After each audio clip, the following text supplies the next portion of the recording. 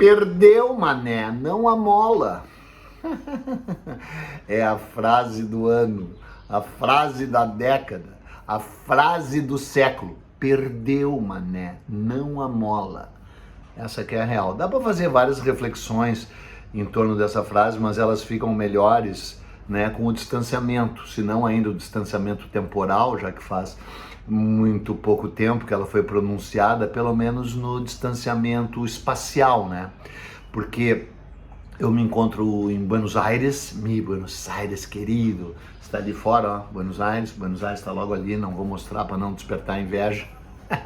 Não, até porque, embora seja um honestíssimo Airbnb, esse lugar que a gente está aqui, assim, a vista não é a mais espetacular. Se bem que até que é bem legalzinha. Distanciamento espacial, né, que eu resolvi tomar depois dessas eleições tão conflagradas. Na verdade, eu vim por motivos pessoais. Um amigo meu, que é um livreiro de livros raros, de livros antigos aqui de Buenos Aires, casou-se com uma russa. É engraçado porque ele a conheceu na Copa do Mundo de Moscou, lá na Rússia, e eu estava lá, encontrei ele quase que por acaso na Praça Vermelha, né? Nos conhecíamos aqui de Buenos Aires, eu era um cliente da livraria dele no tempo que eu tinha dinheiro para comprar raridades, e nos encontramos lá e ele encontrou essa menina na Rússia e casaram, e agora você vê, já tá chegando um Mundial, né? De novo, né?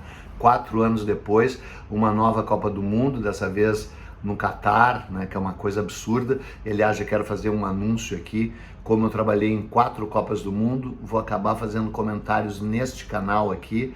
Nem sei se não vai ser todo dia um comentário sobre a Copa do Mundo. Vim aqui, inclusive, para dar uma força para a Argentina. Evidentemente, eu vou torcer para o Uruguai, depois para a Argentina, depois para a Inglaterra, depois para a França, depois para a Alemanha. São os 5 times que eu vou torcer nessa Copa, mantendo uma velha e maravilhosa tradição de secar o Brasil.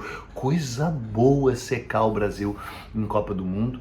Sempre fiz isso, menos em 1970, né? Sequei em 74, sequei em 78 aqui na Argentina, eu estava aqui. Vou algum dia fazer em breve um comentário sobre essa minha passagem pela Copa na Argentina em 78, até porque acabo de ver o filme Argentina 1985, né, que mostra o desfecho e a prisão perpétua daquele escroque, daquela pessoa nefasta, horrorosa, que foi não vou dizer nem o nome, aquele general que foi presidente da Argentina, que foi o ditador que tomou o poder na Argentina, junto com ele, aquele almirante Maceira, essas pessoas horrorosas, né, que apodreceram na prisão. Né? Lembrando sempre que lugar de militar golpista é na prisão. Lugar de militar golpista é na prisão. E lembrando que, embora eu tenha esse distanciamento temporal nesse momento, espacial nesse momento, aqui em Buenos Aires chegaram muito das notícias desse bando de gente constrangedora, patética, ridícula, vergonhosa, que continuaram, não sei se continuam ainda nas ruas do Brasil no feriado de 15 de novembro, sem nem alcançarem o que significou o 15 de novembro, né? Porque se eles ainda soubessem que foi um golpe militar e no que ele resultou, né? Talvez eles se sentissem mais compelidos ainda a irem para as ruas nesse 15 de novembro. Mas é gente torpe, ignorante, obtusa, que não sabe nada de história, né? É gente desprezível, né? E é gente que tem que ser humilhada da forma como foi fora do Brasil, né? Quando o ministro Barroso, abordado por um deles em Nova York, olhou para o cara e disse o que você já sabe: perdeu, mané, não amola. Eu nem ia entrar nessa, mas vou fazer um parênteses aqui, que teve um general, não sei se de pijama, não sei se com Viagra, se sem Viagra, não sei se com leite condensado ou sem leite condensado, não sei se com cargo no governo ou não, porque eles tiveram 5.000 cargos no governo, aliás, vai acabar, né? Essa mamata, acabou a mamata, sabe? Vai voltar, nossa, mamata da Lei Rouanet. Ai, eu tô louco pra mamar nas tetas do governo. Se não for nas tetas, pode ser em algum outro lugar do novo governo, onde eu vou mamar verbas públicas para para a cultura, como eu sempre fiz, mas a mamata dos milico acabou, vai acabar.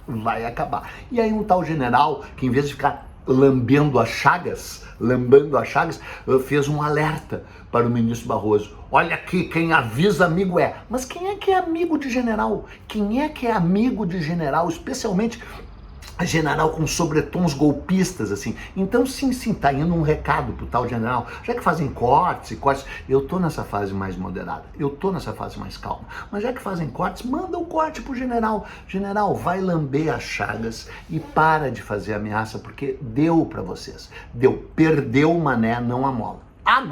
Agora, eu tinha um monte de coisa para falar sobre Buenos Aires, sabe, que eu já falei lá no Instagram, né, porque essa cidade mudou a minha vida. Vou falar rapidamente, porque em 1977, numa galeria incrível no final da Calle Florida, chamada Galeria del Este, que hoje é uma decadência, assim, uma tristeza, havia uma livraria espetacular chamada La Ciudad.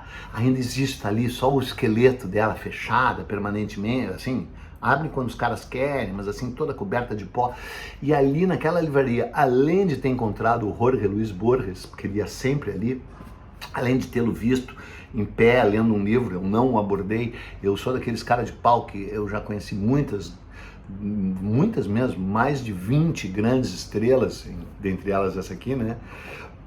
E abordei na maior cara de pau.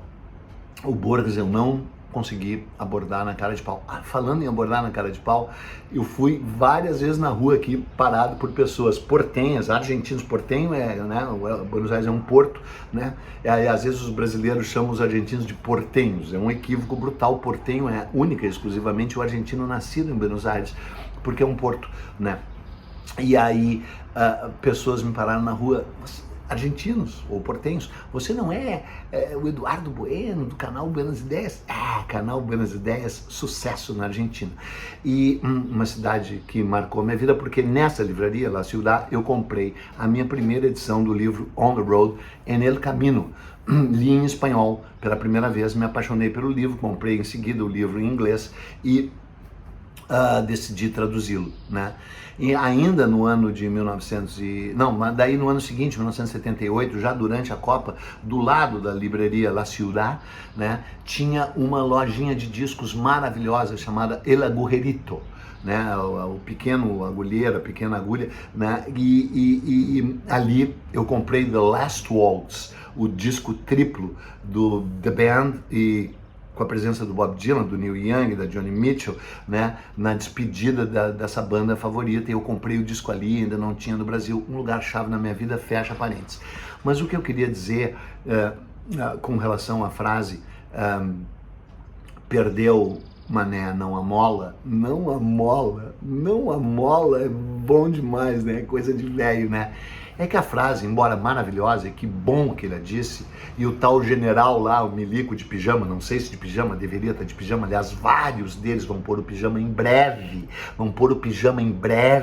chega de general, teve 20 anos de general assombrando o Brasil, teve os anos lá do Marechal Deodoro e Marechal Floriano Peixoto, perdeu o mané, vai pra casa, mané, né?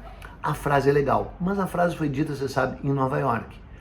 E aí o seguinte, né? Você sabe, né? A frase foi dita pelo Barroso lá, mas estavam lá também a Carmen Lúcia, estava lá o Gilmar Mendes, estava lá, acho que o Alexandre de Moraes, cara, eu nem me informei tanto, parece que tinham 7 ministros do STF lá em Nova York, participando de um evento privado da tal LIDE, que é a empresa, um grupo empresarial presidido pelo João Dória. Sim, aquele que faleceu, né? Aquele que faleceu nas eleições, né? Tentou, achou que tinha condições de ser presidente, conseguiu ainda implodir com a candidatura do Eduardo Leite, que seria uma terceira via mais viável, né, do que ele próprio, Dória, só que ele continua lá, ricaço, poderoso e tal, e fez um encontro em Nova York, no qual 7 ministros, eu acho que são 7, do STF participaram.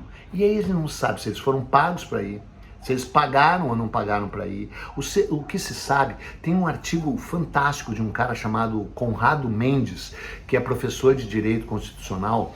Procure esse artigo se chama, o nome dele é Conrado Hubner Mendes, acho que Hubner Mendes.